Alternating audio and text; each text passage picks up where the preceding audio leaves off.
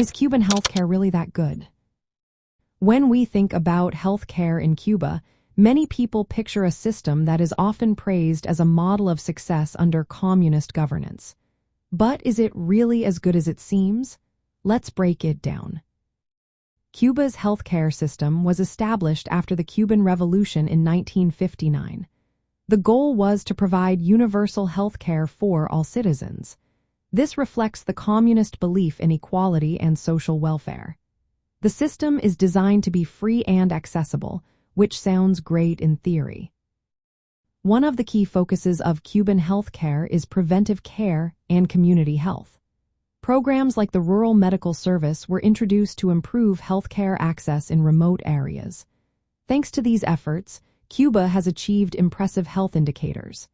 For example, the country boasts a high life expectancy and low infant mortality rates. However, not everything is as rosy as it appears. Many critics point out that the quality of care for ordinary Cubans is not the same as what foreign patients or high-ranking officials receive. Reports suggest that health tourists and senior communist officials often get better care in facilities that are not available to the general public. This raises questions about fairness and equality in the system.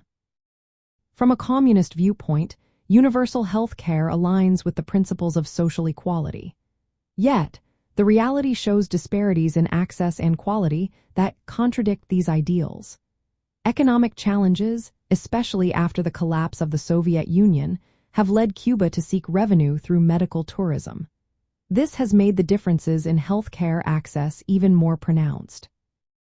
In practical terms, Cuba's healthcare system does show how communist principles can guide social policies.